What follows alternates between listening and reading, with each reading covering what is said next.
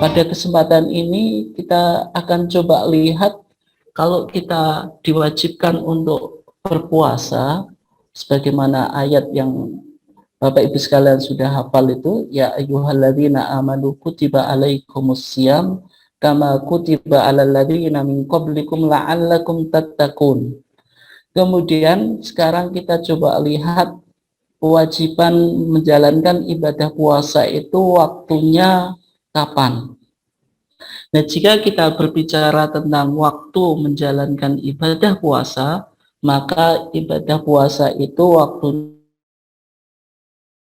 fajar. Nah, ini yang disebut sebagai al-fajru as-shadiq, fajar yang benar. Lawannya yaitu al-fajru al-kadhib. Nanti kita akan coba lihat perbedaannya. Sampai terbenam matahari. Nah, ini waktu kita diwajibkan untuk menjalankan ibadah puasa. Nah, sehingga kalau kita lihat apa yang dijelaskan oleh Allah Subhanahu wa taala di dalam Al-Qur'an, di dalam ayat yang cukup populer itu Allah Subhanahu wa taala mengatakan wa kulu washrabu, makanlah kamu sekalian, washrabu dan minumlah kamu sekalian, hatta yatabayyana lakumul khaytul abyadu minal khaytil aswadi minal fajr, sampai yatabayyana, sampai jelas, lakum bagi kamu sekalian, al khaytul abyad, benang putih, minal khaytil aswadi, dari benang hitam. Maksudnya apa? Sampai nyata bagi kita, yaitu fajar shadiq. Karena al-khayt al-abyad itulah yang disebut sebagai fajar shadiq, yaitu start permulaan waktu puasa yang sebenarnya. Dari fajar yang kadhib, yaitu fajar yang bohong, minal fajar, dari fajar. Nah, ini waktu dimulainya kita menjalankan ibadah puasa. Kemudian di ayat itu dijelaskan summa atimmus siyama ila lail. Summa, kemudian atimu, sempurnakanlah asyama, puasa, ila lail, yaitu pada malam hari, yaitu maksudnya sampai terbenamnya matahari. Nah, dari ayat ini memberikan penjelasan kepada kita bahwasanya waktu kita menjalankan ibadah puasa itu sejak terbit fajar, yaitu fajar shadiq, sampai terbenam matahari. Oleh sebab itu, Bapak Ibu sekalian, karena kita katakan tadi bahwasanya waktu memulai ibadah puasa itu sejak terbitnya fajar.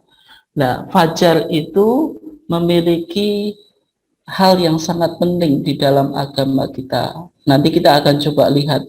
Ya, paling tidak fajar itu yaitu awal dimulainya ibadah puasa, kemudian juga awal dimulainya ibadah subuh atau sholat subuh, kemudian akhir dari makan sahur kita.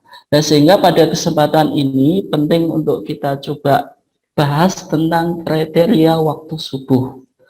Nah, Bapak Ibu sekalian yang dimuliakan Allah, kalau kita lihat keterangan dari kitab-kitab klasik atau kitab-kitab Turos atau kitab-kitab kuning, pada dasarnya ulama menyepakati bahwa awal waktu sholat subuh adalah saat terbit fajar shadiq.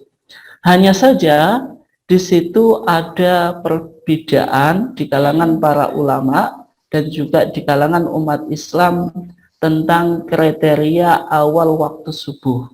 Misalnya di Indonesia, di negara kita, kriteria awal waktu subuh itu ditentukan yaitu minus 20 derajat. Ini di Indonesia. Kemudian kalau kita lihat di Mesir itu minus 19,5 derajat. Meskipun Mesir ini agak siang dibanding Indonesia. Kemudian di negara-negara yang lain juga berbeda. Sehingga isu kriteria waktu subuh ini pernah menjadi perdebatan. Tidak hanya di Indonesia, kemudian Muhammadiyah membahasnya secara khusus di Munas Tarjih ke-31 di Universitas Muhammadiyah Gresik kemarin. Tetapi ini pada dasarnya merupakan isu global. Nah, kalau kita katakan tadi di Indonesia minus 20 derajat, kemudian di Mesir minus 19,5 derajat. Sebenarnya di institusi lembaga falak di Mesir yang ada di Helwan, yaitu sebuah tempat yang cukup populer di Mesir, saya juga dulu sering ke sana juga. Maka di Institut Falakiyah di Jamiatul Helwan di Mesir itu sudah mencoba mengkaji tentang kriteria waktu subuh.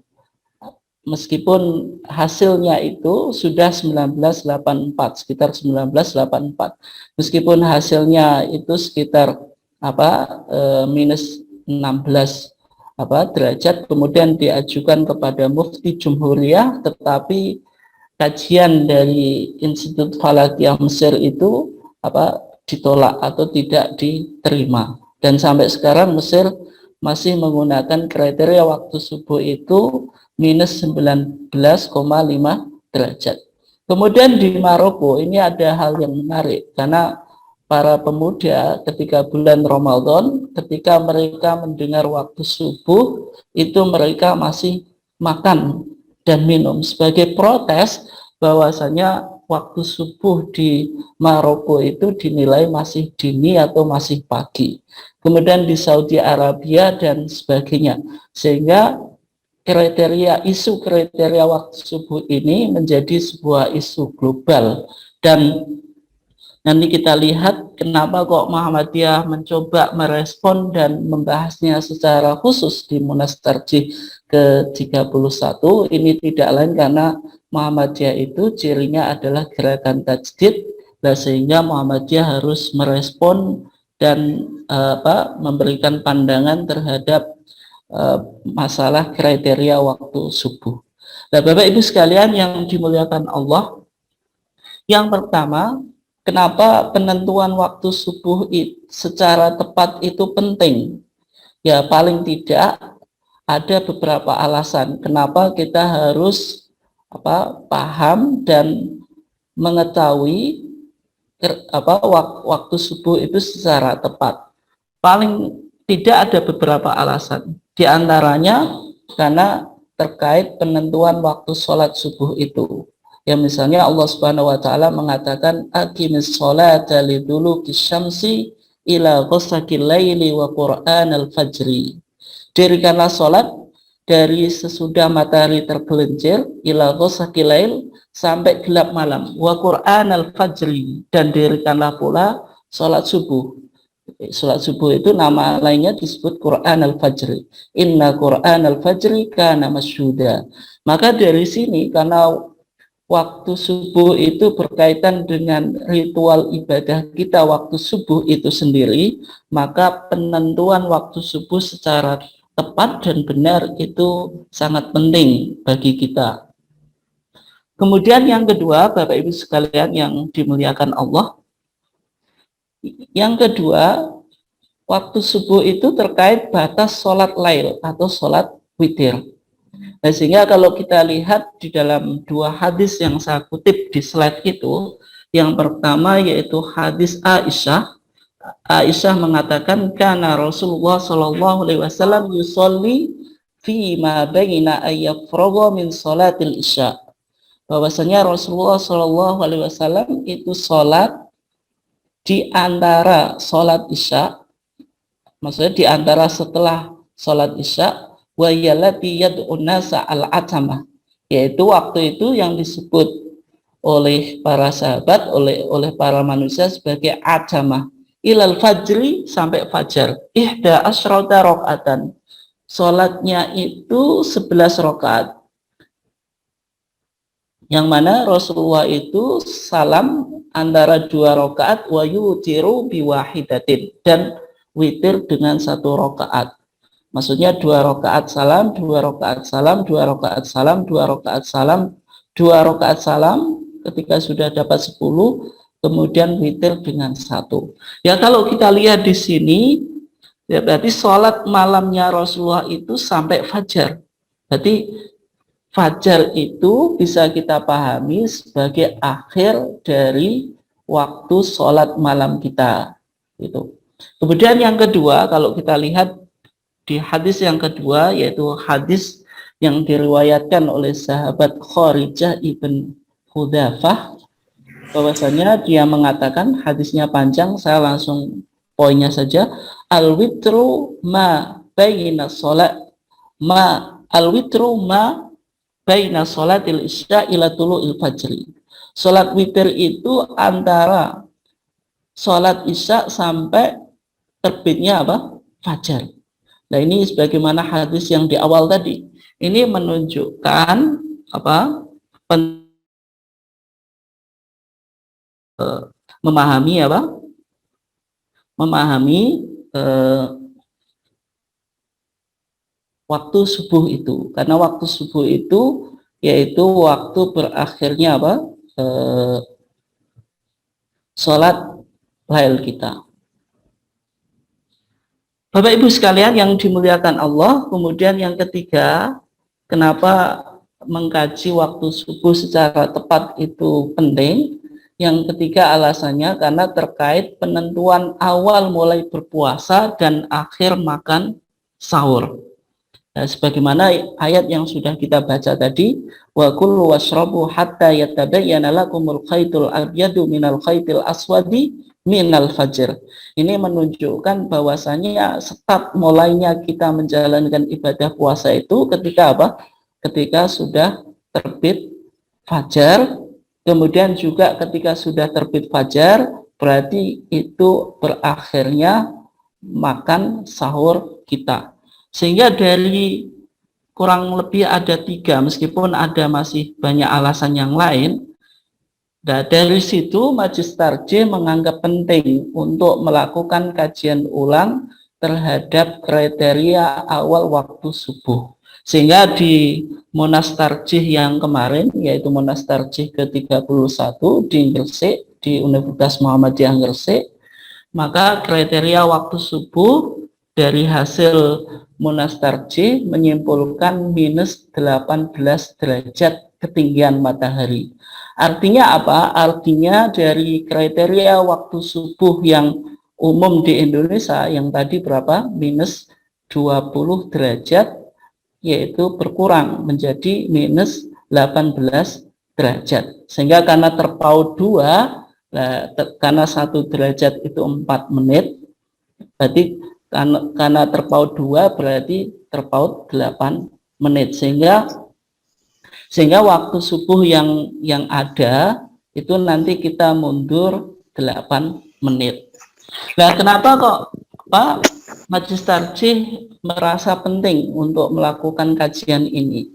Nah, sebenarnya Munas yang kemarin itu melanjutkan dari Munas yang sebelumnya, yaitu yang dulu di Munas tahun 2010, Majelis Tarjih dan Tajdid itu sudah mengamanatkan kepada 3 lembaga astronomi Muhammadiyah agar meninjau kembali awal waktu subuh. Ya, karena berbagai macam persoalan yang sudah kita bahas di awal tadi. Sehingga ketika itu Majelis Tarjih menunjuk 3 lembaga untuk melakukan kajian dan observasi fajar.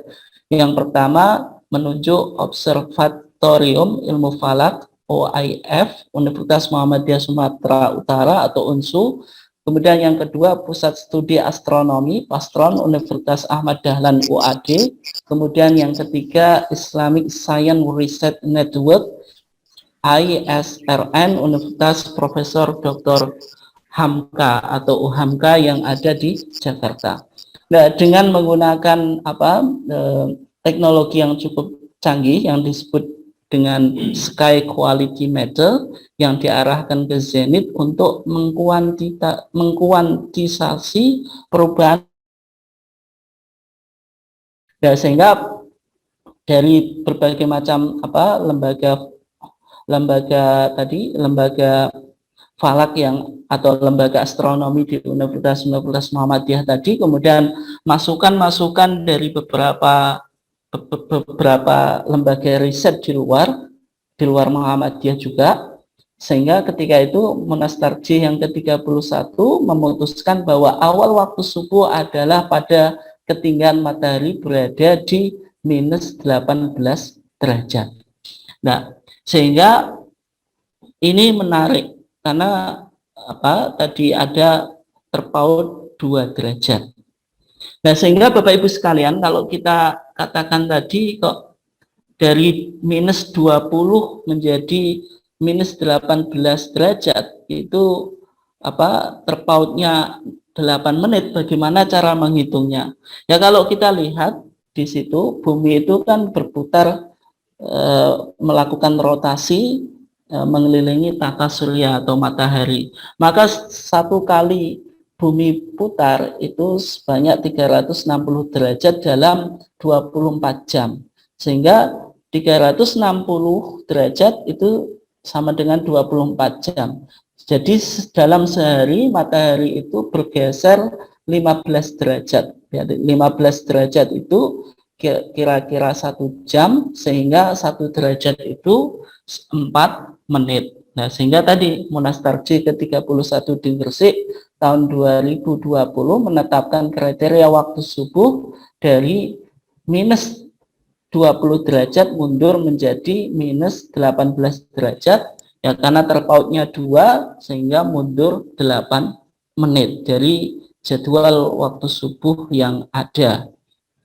Nah, kalau kita lihat apa yang dilakukan oleh Muhammadiyah yang menyimpulkan bahwasanya awal waktu subuh itu minus 18 derajat, ternyata kalau kita lihat para astronom muslim itu sebelumnya itu sudah melakukan kajian-kajian tentang kriteria awal waktu subuh. Sehingga kalau kita lihat di sini, saya mencoba melis beberapa nama astronom muslim. Itu misalnya Jabir Al-Batani, ini mengatakan minus 18 derajat, dan seterusnya. Ini banyak yang bilang minus 18 derajat, meskipun ada ulama-ulama yang lain, ulama-ulama astronom muslim klasik kita yang mengatakan 19. Artinya apa? Artinya yang ditetapkan oleh Muhammadiyah itu bukan sesuatu yang baru, karena kalau kita melihat kajian para astronom muslim di dalam kitab-kitab mereka atau karya-karya mereka yang klasik itu, ternyata apa yang diputuskan Muhammadiyah itu memiliki banyak kesamaan pendapat dari para ulama-ulama klasik itu. Kemudian kalau kita lihat di sini observasi yang dilakukan di Labuan Bajo, NTT. Kalau kita lihat Bapak Ibu sekalian, ini 20 derajat, ini ini masih gelap, ya. Kemudian ini minus 19 derajat, agak terang dikit. Ini 18, inilah gambar yang digunakan acuan oleh Majelis Tarjih sehingga memutuskan kriteria awal waktu subuh itu minus 18 derajat. Kalau minus 17 derajat itu gambarnya seperti ini. Jadi kalau kita lihat yang 20, yang secara umum di Indonesia itu masih gelap sekali, dan ini kemungkinan besar masih fajar kadhib, belum fajar sodik. Nah, Muhammadiyah memilih yang minus 18 derajat yang gambarnya seperti yang ada di slide itu, Bapak Ibu sekalian. Bapak Ibu sekalian yang dimuliakan Allah, karena berdasarkan Munas Tarjih kita ke-31, kemudian PP Muhammadiyah sudah mentanfid kajian Majelis Tarjih tersebut, sehingga kalau sudah ditanfid berarti menjadi putusan resmi Muhammadiyah dan harus diimplementasikan di dalam institusi-institusi kita, di masjid, di musola dan sebagainya. Sehingga itu memberikan perubahan terhadap jadwal imsakiyah yang umum.